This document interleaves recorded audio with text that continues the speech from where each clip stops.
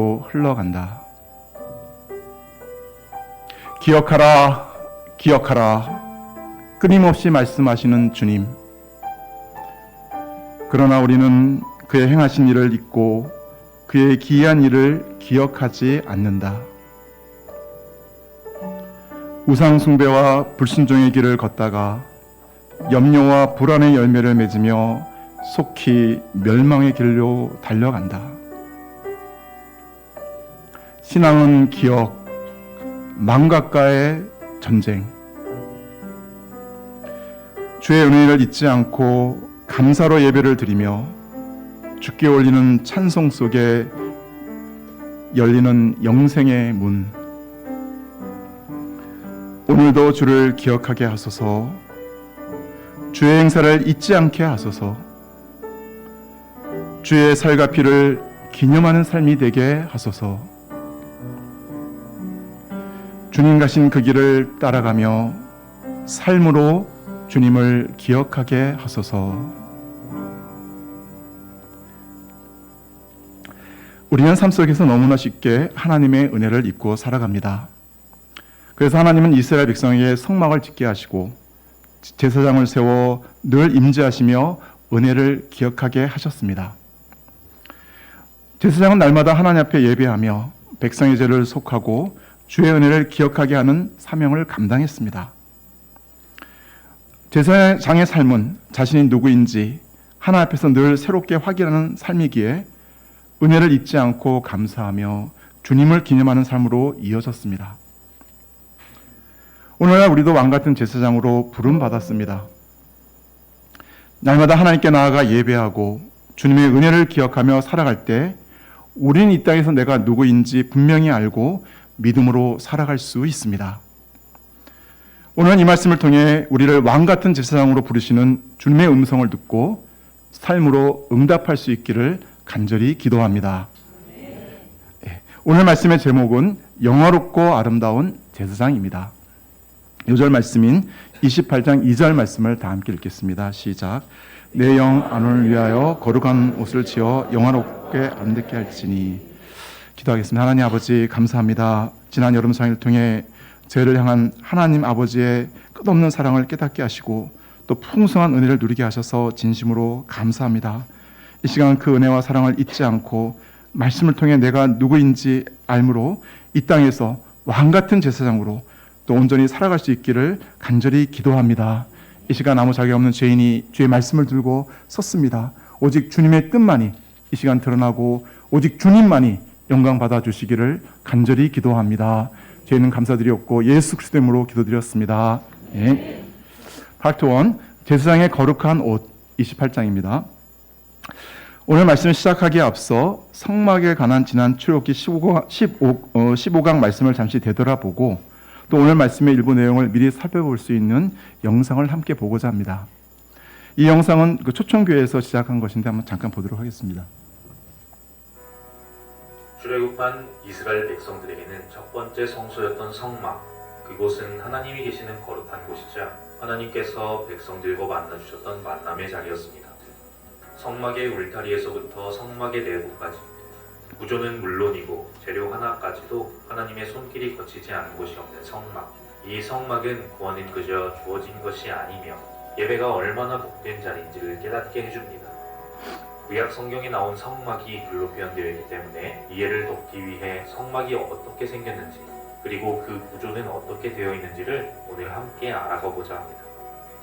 하나님께서 광야 40년 동안의 가나안 땅을 향해 오시면서 하나님과 이스라엘 백성들이 만났던 그 성막은 사실 하나님께서 거룩이 뭔지 그리고 하나님께 나아가는 그 백성들의 마음은 어떤 거였는지 볼 수 있는 아주 중요한 매개체입니다.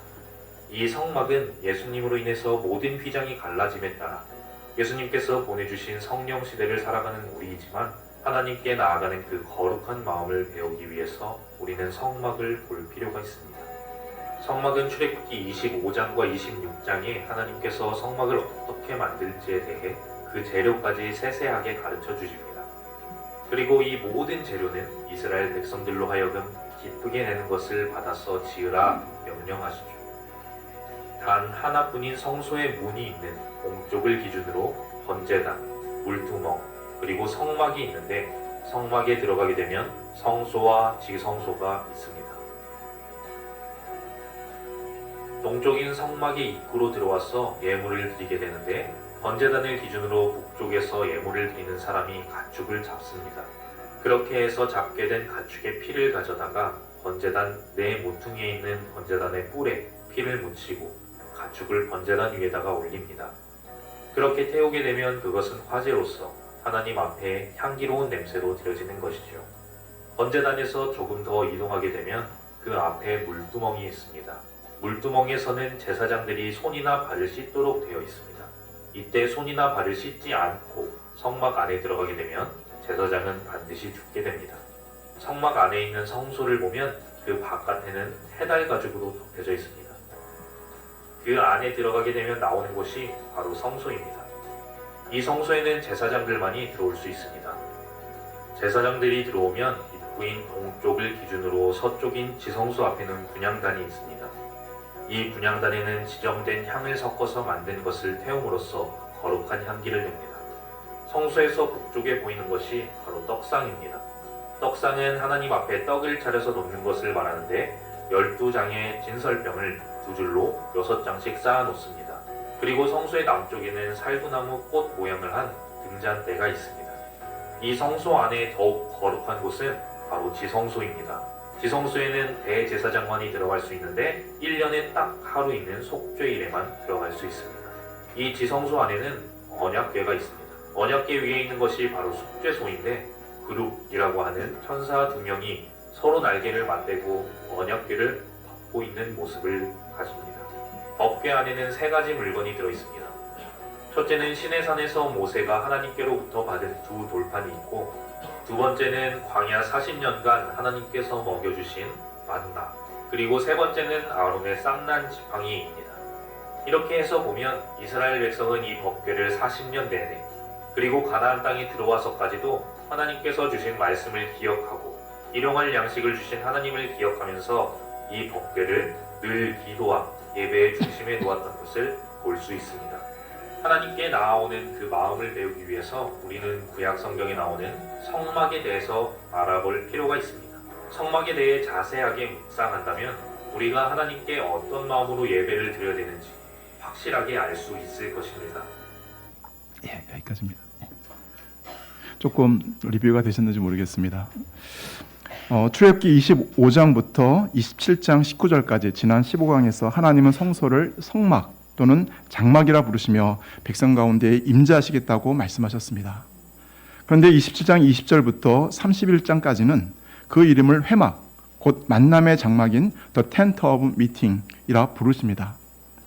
이는 하나님께 단지 임재하시는 것을 넘어서 백성과 실제로 만나기를 원하신다는 것을 보여줍니다. 1절을 보십시오. 하나님은 아론과 그의 아들들을 제사장으로 부르시고 하나님 앞에서 그 직분을 감당하게 하셨습니다. 제사장은 하나님과 백성 사이에 중재하는 자로 하나님의 임재 앞에 나아가 예배하고 백성을 대신해 속죄 제사를 드리며 하나님의 뜻을 전하는 사명을 가지고 있습니다. 이 사명을 감당하기 위해 제사장에게 가장 먼저 요구된 것은 거룩함이었습니다.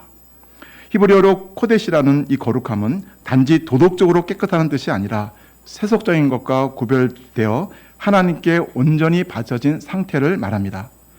제사장은 하나님께 속한 자로서 삶 전체가 세상의 가치와 목적과는 분명히 달라야 했습니다.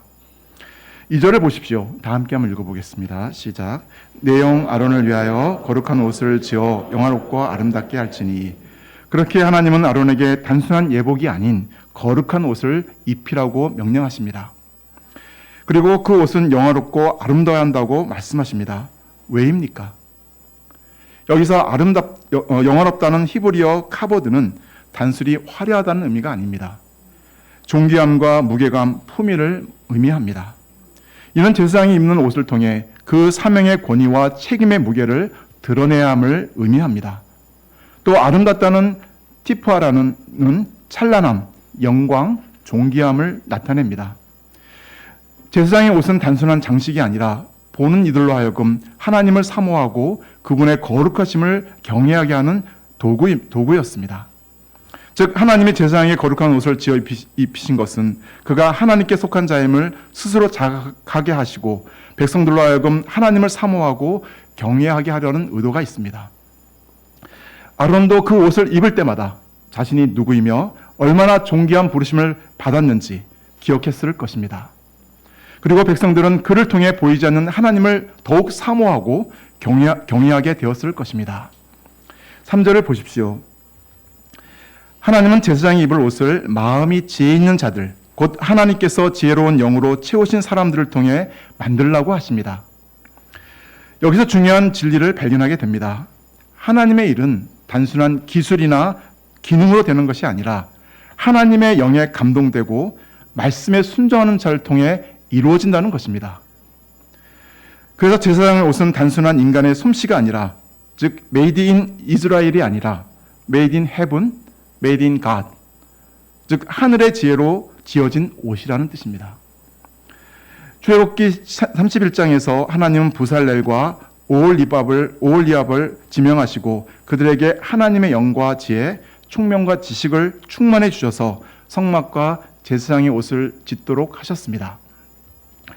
우리도 마찬가지입니다. 말씀을 가르치거나 전할 때, 또 찬양이나 연극을 섬길 때 겉으로 드러나는 결과보다 먼저 우리 마음이 주의 성령으로 감동되고 지혜로 채워져 있는지가 중요합니다. 하나님의 나라 일을 감당하는 우리 모두가 성령으로 충만하고 주님의 지혜로 무장되기를 기도합니다. 4절 5절을 보십시오. 같이 한번 읽어보겠습니다. 시작. 그들이 지을 옷은 이러하니 곧 흉패와 애복과 겉옷과 반포 속옷과 관과 띠라. 그들이 내 영 아론과 그 아들들을 위하여 거룩한 옷을 지어 아론이 내게 제사장 직분을 행하게 하라. 그들이 쓸 것은 금실과 청색, 자색, 홍색 실과 가늘게 꼰 배실이니라. 이 말씀은 제사장 옷의 구성, 목적, 재료를 간결하지만 핵심적으로 요약해 줍니다. 그 제사장이 입는 옷은 총 6가지, 흉패, 에봇, 청색 겉옷, 반포 속옷, 관, 허리띠로 구성됩니다. 이는 단순한 예복이 아니라 하나님 앞에 거룩하게 구별된 직분을 수행할 때 반드시 갖춰야 할 복장이며 이 옷을 입는 것 자체가 거룩함을 입는 상징이자 하나님 앞에 설 수 있는 자격 그리고 태도를 나타냅니다. 재료는 금실, 청색, 자색, 홍색실, 가늘게 꼰 배실로 이 금실을 제외하면 성막 제작에 사용된 재료와 동일합니다. 이는 제사장이 단지 성막에서 일하는 사람이 아니라 성막 자체와 조화를 이루는 존재, 곧 살아있는 성전임을 의미합니다. 또한 금실은 하나님의 영광과 임재를 상징하며 대제사장만이 입을 수 있도록 하신 것은 그의 사명이 얼마나 거룩하고 구별된 것인지를 분명히 보여주고 있습니다. 출애굽기 28장 6절부터 43절까지는 제사장 아론과 그의 아들들이 입을 거룩한 옷의 구성과 그 의미를 매우 구체적으로 설명합니다. 본문을 자세히 살펴보기에 앞서 먼저 영상을 통해 제사장의 옷이 어떻게 구성되어 있는지 전체적인 모습을 시각적으로 확인해 보겠습니다. 참고로 성경은 겉옷부터 기술하지만 영상은 실제 옷을 입는 순서에 따라 속 바지부터 겉옷, 에봇, 관 순으로 보여주고 있습니다. 잠깐 보도록 하겠습니다.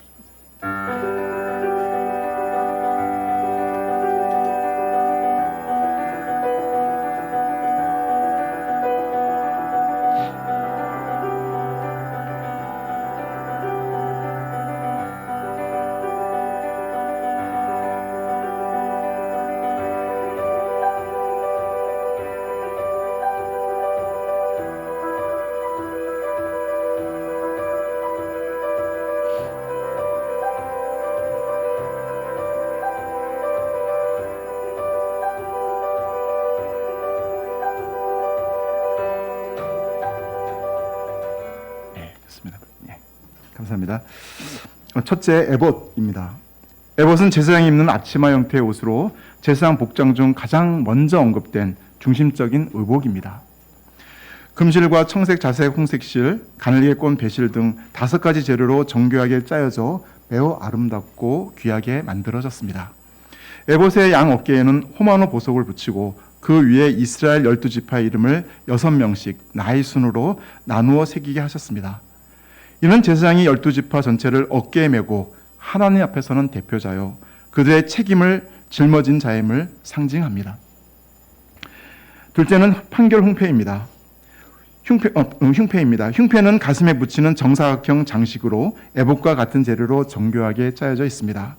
그 위에는 이스라엘 12지파의 이름이 새겨진 12개의 보석이 박혔고 그 안에는 하나님의 뜻을 분별할 때 사용하는 우림, 즉 빛과 둠밈 완전히 담겨져 있습니다. 아까 보셨던 것처럼 두 개의 검은 돌로 해서 뭔가를 결정할 때 그 판결을, 그래서 이제 흉패를 판결 흉패라고 합니다. 이는 제사장이 이스라엘 백성 전체를 가슴에 품고 중보하는 자임을 상징합니다. 하나님은 판결 흉패 12개의 보석과 또 에봇의 어깨바지 위 2개의 호마노에 이스라엘 12지파의 이름을 도장을 새기듯 새기라고 하셨습니다. 이는 단순한 장식이 아니라 깊고 지워지지 않는 새김, 곧 하나님의 마음속에 새겨진 백성에 대한 사랑과 기억을 나타냅니다. 현대의 성경은 이렇게 표현합니다. 한번 12장 하반절이랑 같이 한번 읽어볼까요? 이 말씀을 시작. 아론은 이 보석에 새겨져 있는 백성의 12 이름을 어깨거리 양쪽에 늘 달고 다녀 여호와 앞에 아론이 나올 때마다 나 여호와가 늘 이스라엘 잊지 않게 하여라. 또 29절 시작. 아론이 성소에 들어갈 때엔 이스라엘 12 아들의 이름이 기록되어 있는 판결 가슴바지를 가슴에 달고 들어가거라.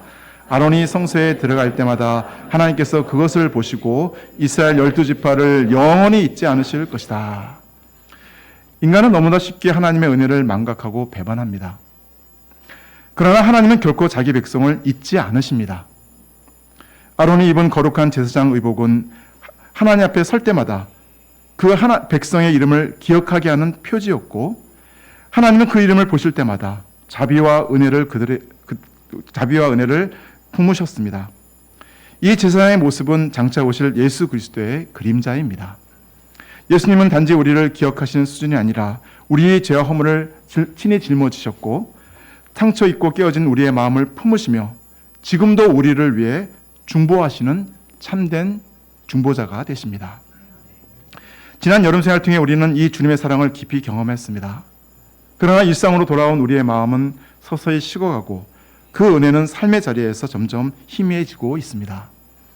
그럼에도 불구하고 우리는 여전히 주님의 어깨 위에, 또 그분의 가슴 속에, 또 그분의 기도 안에 존재하는 사람들입니다.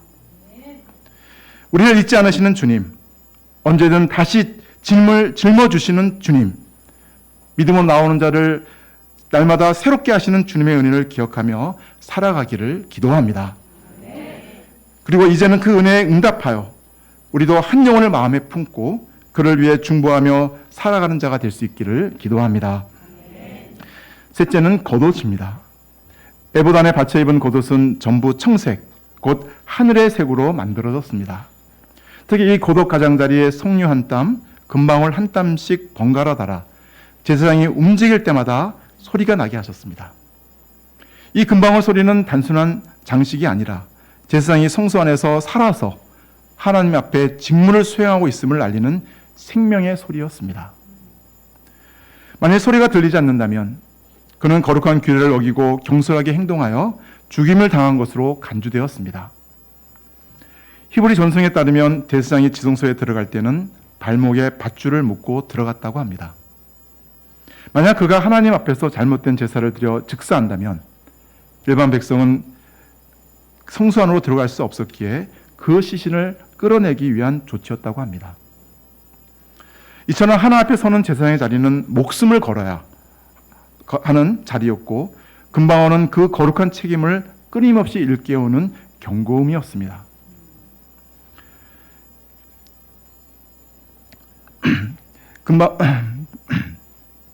또 금방울은 그 거룩한 책임, 이 사실은 신약시대의 제사장이 된 우리에게도 깊은 메시지를 줍니다. 우리는 금방울을 단 사람들입니다. 맞습니까? 하나님 앞에 살아있는 사람, 하나님 앞에서 사명을 감당하는 사람으로서 우리의 말과 행동, 삶의 태도는 마땅히 신중하고 경건해야 합니다. 금방울을 달고 게임 중독에 빠질 수 없습니다. 또 금방울을 달고 음란한 영상 앞에 머무를 수 없습니다. 또 금방울을 달고 어린 자녀 앞에서 부부싸움 할 수 없습니다.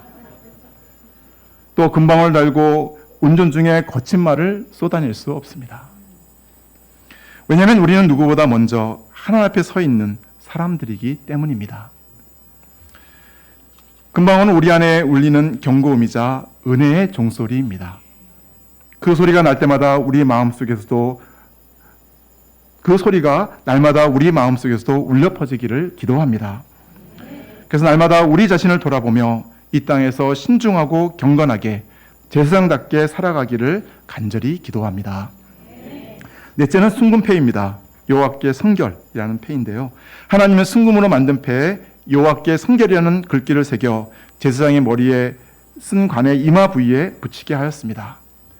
이것은 백성들이 드리는 제사와 성물의 거룩함을 제사장이 대표로 감당한다는 의미이며 동시에 제사장의 직무 자체가 성결함을 생명처럼 여겨야 함을 가르쳐주고 있습니다. 거룩이 하나님께 의해 구별된 상태로서 수동적인 의미가 있다면 성결은 죄의 더러움에서 스스로 자신을 구별하고자 하는 능동적인 태도를 의미합니다. 제사장은 삶의 모든 순간마다 여호와께 성결이라는 기준과 정체성을 이마에 새기고 살아야 합니다. 그것은 단지 장식이 아니라 하나님 앞에 서는 사람으로서 존재 자체가 메시지가 되는 삶입니다. 다섯째, 아론의 아들들의 옷과 속바지. 하나님께서는 아론의 아들들, 곧 제사장들에게도 속옷과 띠, 관을 만들어 영화롭고 아름답게 하라고 명령하십니다. 또한 허리에 넓적다리까지 가리는 속바지를 입게 하셔서 그들이 성소에 나아갈 때 벌거벗음의 수치를 피하게 하셨습니다. 이 명령은 단순히 외적 단정함을 위한 것이 아닙니다. 보이지 않는 은밀한 부분까지도 거룩해야 함을 보여줍니다. 제사장직은 공적인 사명이며 아무렇게나 살아갈 수 없는 자리입니다.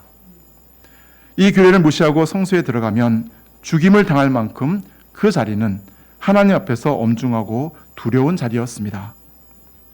하나님은 제사장 삶 속, 즉 겉으로 드러나는 부분뿐 아니라 감춰진 내면과 습관, 또 태도와 동기까지도 거룩하기를 원하십니다.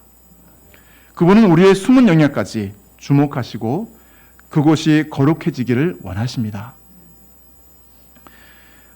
출애굽기 28장에서 하나님께서는 아론과 그의 아들들에게 제사장으로서 입어야 할 거룩한 옷을 명하시며 그 직분이 지닌 영광과 책임, 존귀함과 두려움에 대해 말씀하셨습니다. 이 규례는 단순한 의복 규정이 아니라 하나님 앞에 서는 자가 마땅히 가져야 할 마음과 태도를 가르쳐 줍니다. 43절을 보십시오. 한번 다 함께 읽어보겠습니다. 시작.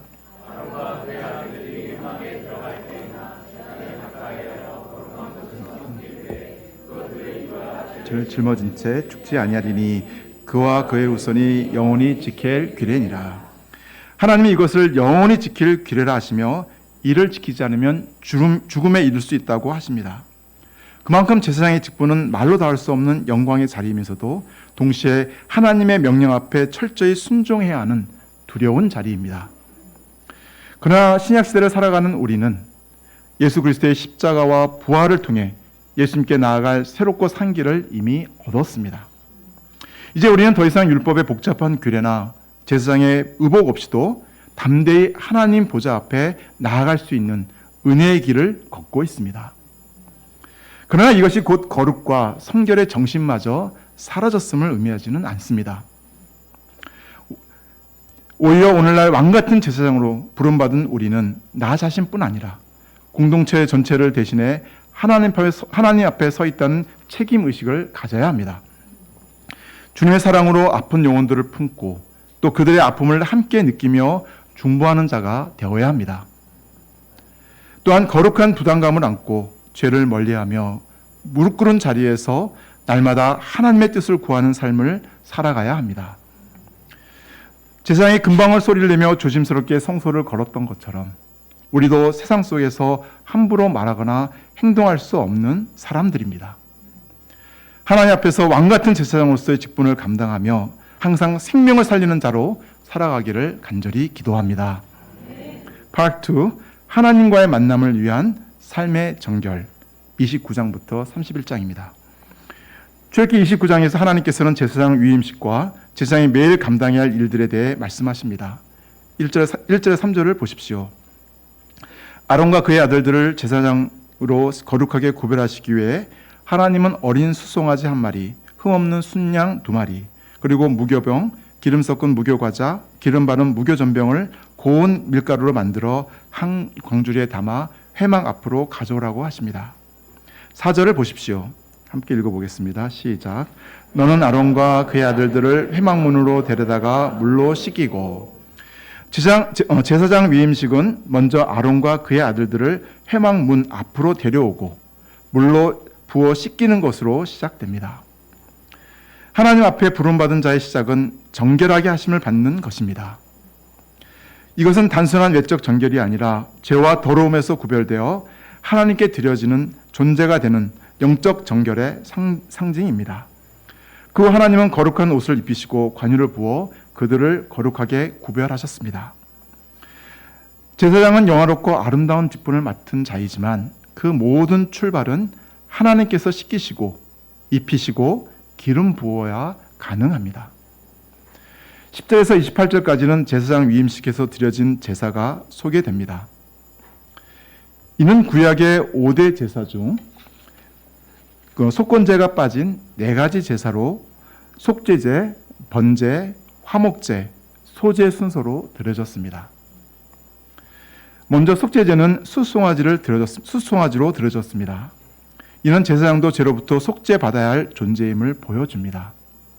즉 제사장이 특별해서가 아니라 하나님의 은혜로 부름받은 자리라는 사실을 상기시켜 줍니다.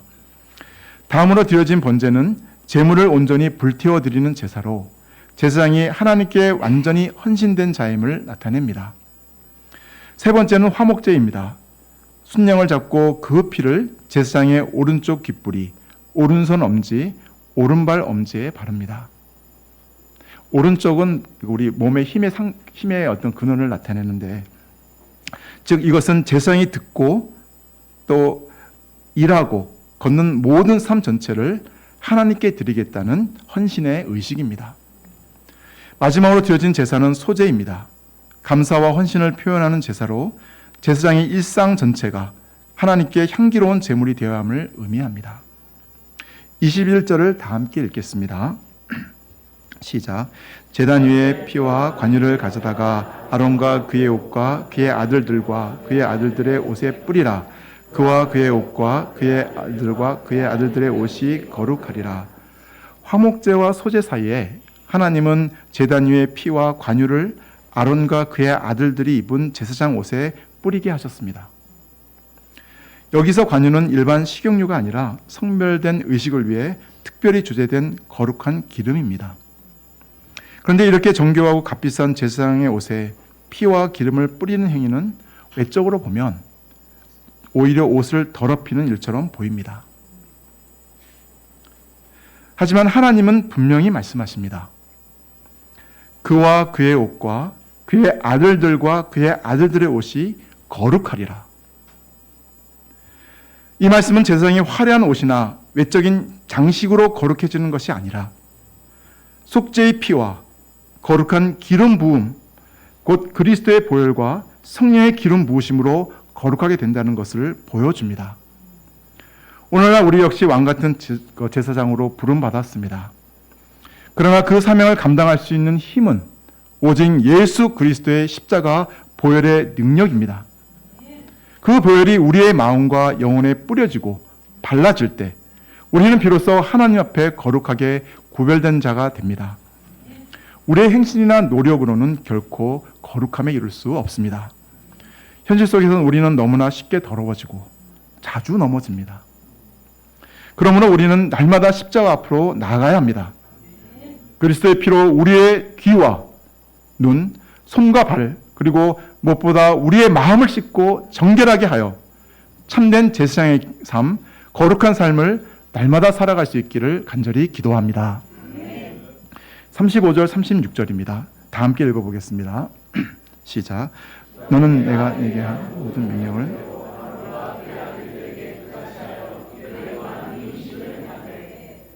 매일 송아지 하나를 속죄하기 위하여 속죄제를 드리며 또 제단을 위하여 속죄하여 깨끗하게 하고 그것에 기름을 부어 거룩하게 하라.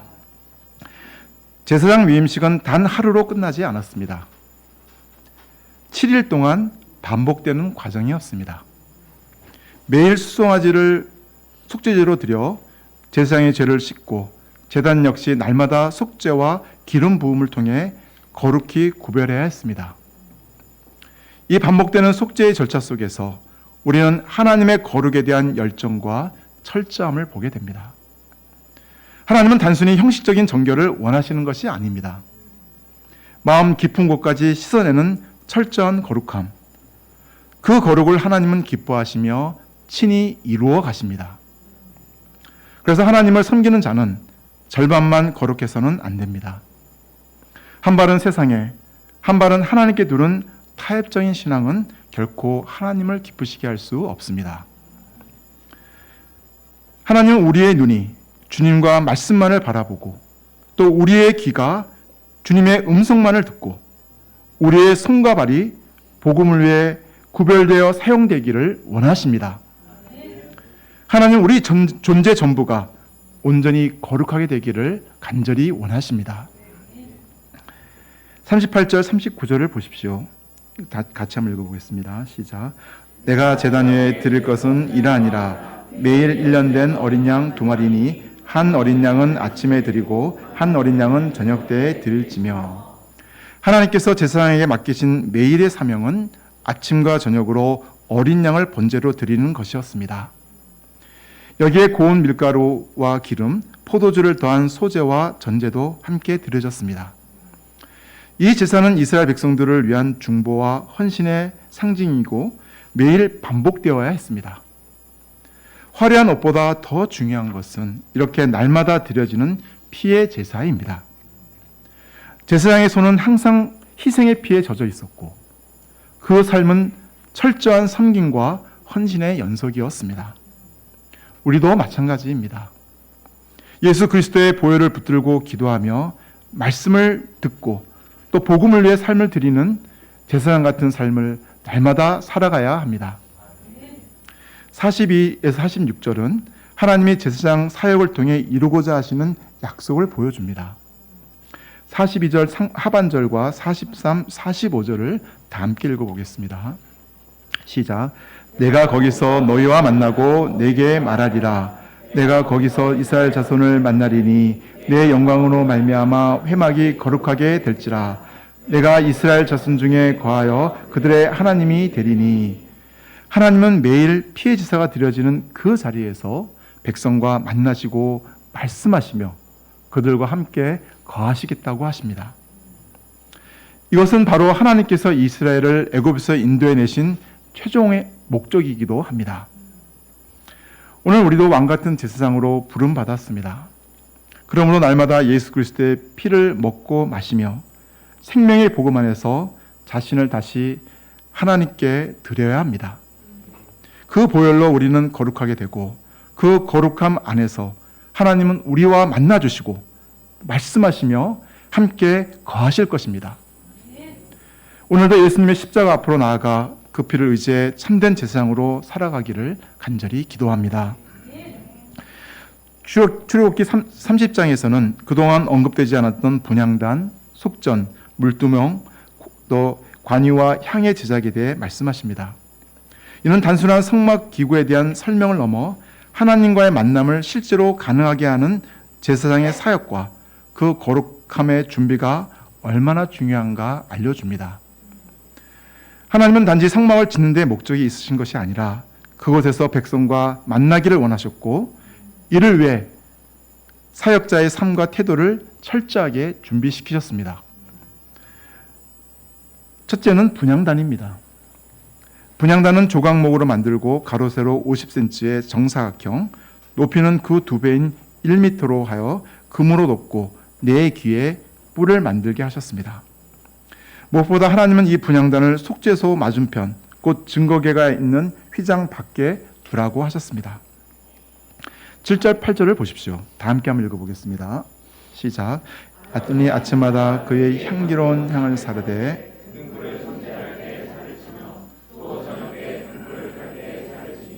이 향은 너희가 대대로 요 앞에 끊지 못할지며. 아론은 매일 아침과 저녁 등불을 손질하고 켤 때 향을 사르게 됩니다. 이는 하루의 시작과 끝, 하루 전체를 하나님께 드리는 삶을 나타냅니다. 이 향은 단순한 향기가 아니라 기도의 상징입니다. 시편 기자도 그 141편 2절에서 나의 기도가 주의 앞에 분향함 같이 되며라고 고백했듯이 하나님은 우리의 기도가 향기로운 제사처럼 하나님께 상달되길 원하십니다. 하나님은 이 향이 끊어지지 말라고 하십니다. 또 9절을 보십시오. 하나님은 그 분향단에 다른 향도 사르지 말라고 하십니다. 기도는 거룩하고 순수해야 하며 인위적이거나 불순한 동기로 들어져서는 안 됨을 경고하고 계신 것입니다. 또한 분향단은 번제나 소제, 전제를 드리는 곳이 아니라 오직 기도, 하나님과의 교제를 위해 사용되는 거룩한 기구였습니다. 그리고 해마다 한 번 속죄제의 피로 분향단의 뿔을 정결하게 하라고 하십니다.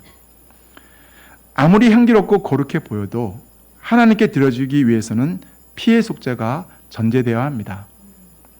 즉 예수 그리스도의 보혈 없이 드리는 기도는 하나님 앞에 상달될 수 없다는 진리를 가르쳐주고 있습니다. 이 말씀은 오늘날 우리에게도 중요한 영적인 교훈을 줍니다. 왕같은 제사장으로 살아간다는 것은 날마다 하나님 앞에 기도의 향을 올리며 하루의 시작과 끝을 하나님께 드리고 또 그리스도의 보혈을 의지하며 거룩함 가운데 하나님을 만나는 삶을 사는 것입니다. 우리의 기도가 날마다 끊이지 않게 이어지며 또 그 기도의 자리가 하나님과 깊이 교제하는 향기로운 예배의 자리가 될 수 있기를 기도합니다. 오직 예수 그리스도의 피를 의지하여 오늘도 하나님 앞에 향기로운 향을 드리는 거룩한 제사장으로 살아갈 수 있기를 기도합니다. 둘째는 속전입니다. 12절을 보십시오. 다 함께 한번 읽어보겠습니다. 시작. 내가 이스라엘 자손의 수요를 조사했을 때 조사받은 각 사람은 그들을 계수할 때 자기의 생명의 속전을 여호와께 드릴지니 이는 그것을 계수할 때 그들 중에 질병이 없게 하려 함이라. 하나님은 인구를 조사할 때 모든 사람에게 생명의 속전을 드리게 하셨습니다. 이것은 단순한 세금이 아닙니다. 하나님 앞에 살아있는 존재로 서기 위한 대속물이었습니다. 모든 인간은 죄인이기에 스스로는 하나님 앞에 설 수 없습니다. 그러나 속전을 드림으로 하나님은 그 생명을 받아주시고 보호하시겠다고 약속하십니다. 이는 장차 예수 그리스도의 십자가를 통해 우리를 속량하신 복음의 모형입니다. 하나님은 속전을 드릴 때 부자라고 더 내거나 가난하다고 덜 내지 말라 하지 않으십니다. 당시 반세겔, 오늘날로 따지면 약 7,000원 정도 되는 금액은 모두가 동일하게 적용되었습니다. 이는 모든 사람이 동일하게 죄인이며 동일한 은혜가 필요함을 나타냅니다. 16절에서 하나님은 속전을 회막 봉사에 쓰라고 하십니다. 속전은 단지 자기 생명을 위한 헌금이 아니라 하나님의 성막, 곧 공동체 전체를 위한 헌신과 책임을 나타냅니다. 각자의 속전이 모여 하나님의 집이 세워지고 유지되는 것입니다. 이 규례는 오늘날 우리에게도 중요한 복음의 진리를 가르쳐 줍니다. 예수님의 보혈이 우리의 속전이 되었고 우리는 그 피값으로 하나님께 속한 자가 되었습니다. 구원은 값없이 주어졌지만 결코 값싼 것이 아니었습니다. 그러므로 구원받은 우리의 삶은 이제 더 이상 내 것이 아닌 하나님의 것입니다. 내 시간도 내 물질도 나의 재능도 주님의 나라를 위해 쓰여져야 합니다. 진정 은혜를 받은 사람은 가만히 있지 않습니다. 복음의 빚진 자로서 기꺼이 자신을 드리고 공동체를 섬기며 주님의 몸된 교회를 세우는 일에 헌신합니다. 물질 11조뿐 아니라 시간과 마음, 정성을 들이며 사명을 감당합니다. 그렇게 우리는 날마다 주님 앞에 서는 삶, 이 성령 충만한 제사장의 삶을 살아갈 수 있습니다. 셋째는 물두멍입니다. 18절을 보십시오.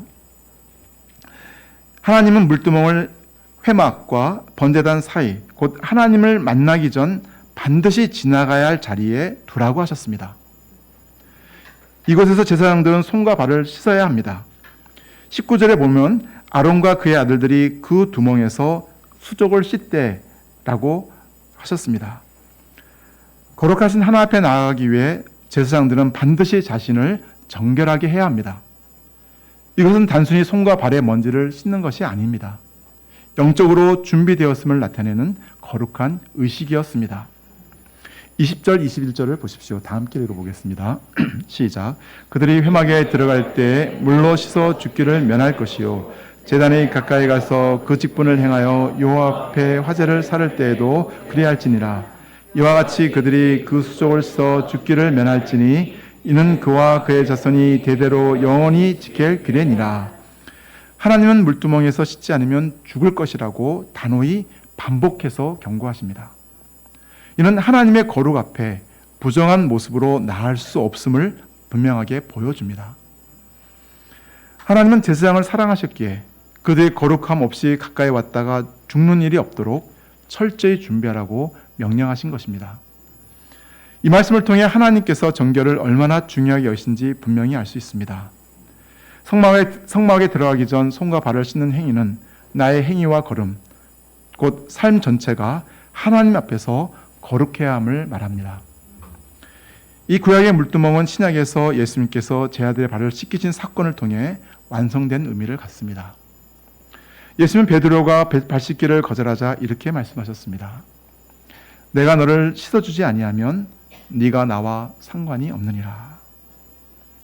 이는 우리가 주님의 손으로 날마다 더러워진 나의 발을 씻음받지 않으면 주님과의 교제가 끊어진다는 것입니다.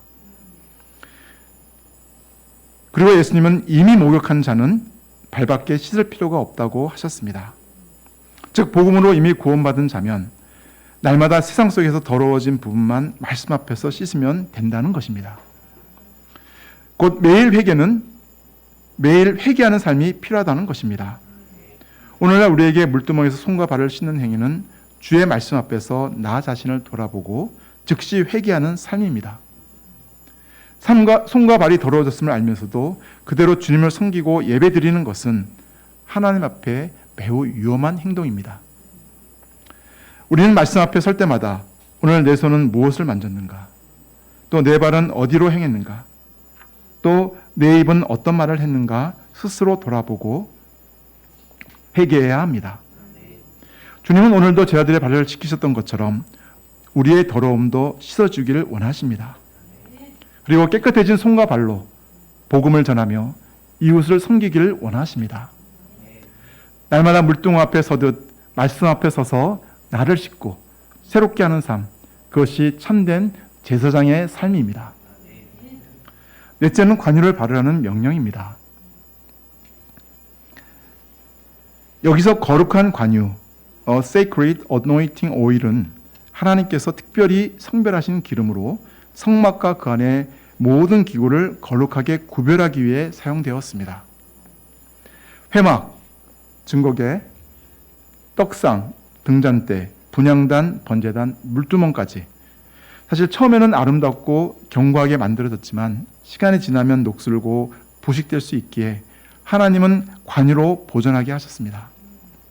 뿐만 아니라 30절에서는 아론과 그의 아들들에게도 이 거룩한 관유를 부어 그들을 제사장으로 성별하게 하셨습니다. 이는 사람의 마음도 기구처럼 쉽게 부패하고 무뎌질 수 있다는 것을 말합니다. 예레미야 17장 9절입니다. 만물보다 거짓되고 심히 부패한 것은 마음이라. 우리는 날마다 말씀과 기도 가운데 성령의 기름 부으심을 구해야 합니다.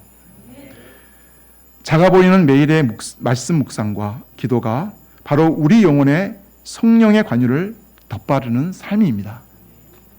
그렇게 사는 자는 마음이 녹슬지 않고 하늘의 지혜와 신령한 능력으로 충만하게 됩니다. 이 거룩한 관유는 자녀를 위한 축복의 기도에도 적용할 수 있습니다. 자녀의 머리에 손을 얹고 이렇게 기도해 보십시오. 주님, 이 아이의 마음과 생각과 모든 감각이 주께 거룩히 구별되게 하옵소서. 성령의 관으로 덧입혀져 세상의 유혹에서 지켜지고 하나님의 지혜와 사랑으로 충만하게 하소서. 부모의 이러한 거룩한 축복은 세상 무엇보다 강력한 영적인 유산이며 자녀를 하나님의 사람으로 세워가는 통로가 될 것입니다. 또한 우리가 사용하는 스마트폰과 컴퓨터도 마찬가지입니다. 유익한 도구이지만 방심하면 쉽게 죄에 노출되고 녹슬 수 있는 기구가 됩니다. 비록 실제 기름을 바르진 않지만 우리 마음에 성령의 관유가 부어질 때 눈과 손, 또 입이 하나님의 뜻에 따라 거룩히 사용될 수 있습니다. 우리가 무엇을 보고 듣고 말하는지 그 모든 순간이 하나님의 영광을 위한 자리가 될 수 있습니다. 그러므로 우리는 날마다 기도하며 우리 자신과 자녀 또 삶의 모든 영역이 성령의 관유로 덧입혀지도록 구해야 합니다. 그렇게 구별된 삶 속에서 하나님은 우리의 가정과 일상 그리고 섬김의 자리에서 당신의 영광을 드러내실 것입니다. 출애굽기 31장에서 하나님은 성막과 그 안의 모든 기구, 제사장의 옷을 만들 사람들을 직접 지명하시고 부르십니다. 이는 성막이 단지 사람의 솜씨나 창의력으로 만들어질 수 없는 하나님의 뜻과 설계에 따라 지어져야 할 거룩한 처소임을 보여줍니다. 하나님은 하나님의 영으로 충만하고 또 지혜와 총명이 있는 자를 세우셔서 이 거룩한 일을 감당하게 하십니다. 그런데 놀랍게도 하나님은 성막과 제사장 제도에 관한 모든 말씀을 마치신 후에 마지막으로 안식일 준수를 다시 한번 강조하십니다. 안식일 규정은 이미 10계명의 제4계명에서 명하셨지만 여기서는 더 엄중하게 반복해서 말씀하십니다. 14절 15절에서 이렇게 경고하십니다. 그날을 더럽히는 자는 모두 죽일지며 안식일에 일하는 자는 누구든지 반드시 죽일지니라. 하나님은 안식일 준수를 생명과 직결된 절대 명령으로 선포하십니다. 안식일은 하나님 앞에서 거룩히 구별된 날로 그분의 창조와 구속을 기념하고 하나님과 동행하는 시간입니다. 하나님께 성막과 제사장 제도에 대한 모든 규례를 주신 직후 안식일을 다시 강조하신 이유는 분명합니다. 성막과 제사장은 죄로 인해 무너진 창조 질서를 회복하기 위한 은혜의 수단이고 안식일은 그 회복된 질서 안에서 하나님과 함께 참된 안식을 누리는 시간이기 때문입니다. 정리해보면 성막은 하나님을 만나는 장소요. 제사장은 그 만남을 가능하게 하는 중보자요. 안식일은 그 만남을 누리는 시간입니다. 이 세 요소는 창조와 구속, 회복과 교제라는 하나님의 구속사적 흐름 안에서 결코 분리될 수 없는 하나의 큰 그림을 이루고 있습니다. 오늘날 우리의 삶도 마찬가지입니다. 분주한 일상 속에서 하나님을 잊고 쉼없이 달리다 보면 우리의 영혼은 금세 녹슬고 메말라지기 쉽습니다. 하지만 하나님은 우리에게 안식일을 주셨습니다. 그분과의 만남 속에서 거룩함을 회복하고 그분의 말씀과 임재 안에서 진정한 쉼을 누리게 하시려는 은혜입니다. 그러나 세상 속에서 쉽게 망각의 강으로 흘러가는 우리들이 이 주님을 기억하고 그분의 살과 피의 은혜를 기념하며 살아갈 수 있는 힘은 바로 주님 앞에서 이 안식일을 거룩하게 지키는 삶에 있습니다. 이것은 단지 예배에 참석하는 것에 그치지 않습니다. 찬양으로 시작해 마지막 주기도문까지 나의 마음을 주님께 고정하고 주의 말씀에 순종하고자 하는 자세, 그것이 곧 이 땅에서 하나님의 백성으로 정체성을 새롭게 하는 시간이며 또 하나님의 창조 목적을 따라 살아가게 하는 힘입니다. 종종 저희는 이제 주일을 항상 강조하는 거지만 예배는 기도부터가 아닙니다. 찬양부터 시작입니다.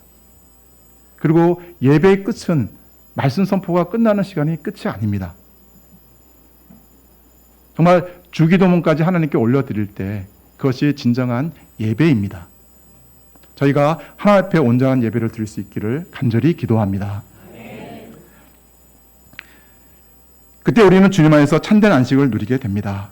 우리의 삶이, 우리의 예배가 온전히 주님께 드려지는 산제사가 될 수 있기를 간절히 기도합니다. 저도 오늘 말씀을 준비하며 하나 앞에 서 있는 제사장으로서 거룩과 성결이 얼마나 중요한지, 또 얼마나 이 자리가 두렵고 떨리는 자리인지 깊이 깨달았습니다. 매일 아침 말씀을 묵상하며 하나님 뜻을 구하려 했지만 현실에서는 종종 감정대로 또 생각에 이끌려 주님 없이 살아갈 때가 많았습니다. 특히 운전할 때 감정적으로 이렇게 함부로 말할 때가 참 많았는데 진실되게 회개합니다. 다시는 제 성격이 좀 급해서 운전하다 보면 이게 좀 앞에 늦게 가는 차들을 못 견뎌서 그런데 앞으로는 빵빵거리지 않고 겸손하게 기다리도록 하겠습니다. 또 시간이 나면 나의 눈과 귀가 세상의 뉴스와 드라마, 쇼츠 같은 영상에 쉽게 기울어지는 모습을 돌아보고 회개하게 됩니다. 매번 물두멍 앞에 손과 발을 씻던 제사장들처럼 저 또한 날마다 말씀 앞에 서서 자신을 돌아보고 회개하며 하나님의 종으로서 분명한 정체성을 갖고 이 땅에서 주님의 뜻에 온전히 순종하는 삶을 살아갈 수 있기를 기도합니다. 결론입니다. 하나님은 제사장을 통해 죄로 무뎌진 인간과의 관계를 회복하시고 우리가 거룩한 삶과 참된 안식을 누리게 하셨습니다. 오늘날 우리도 예수 그리스도의 은혜로 왕같은 제사장으로 부름받았습니다. 정결함과 성령의 기름 부음 받으심 가운데 하나님 앞에 살아가 계신 은혜에 진심으로 감사합니다. 이제는 예수님으로 옷 입고 그분을 닮아가며 맡기신 영혼들을 품고 섬기는 삶을 살 수 있기를 기도합니다. 또 삶의 자리마다 주님께 향기로운 기도와 헌신을 드리는 거룩한 제사장으로 쓰임받을 수 있기를 간절히 기도합니다. 기도하고 마치도록 하겠습니다. 은혜와 사랑이 충만하신 하나님 아버지, 참 오늘 제사장 의복과 또 삶에 관한 말씀을 통해 참 또 저희를 왕같은 제사장으로 이 땅에서 어떤 삶을 살아야 하는지 분명히 가르치셔서 진심으로 감사합니다. 날마다 말씀의 물두멍 앞에서 나의 더러워진 손과 발을 씻고 또 기도로 성령의 기름 부음을 받아 하나님 앞에 거룩하고 또 순결한 삶을 살아갈 수 있도록 도와주십시오. 날마다 예수 그리스도를 옷 입고 예수 그리스도의 향기를 피우는 삶이 될 수 있기를 간절히 기도합니다. 감사드렸고 예수 그리스도로 기도드렸습니다. 네.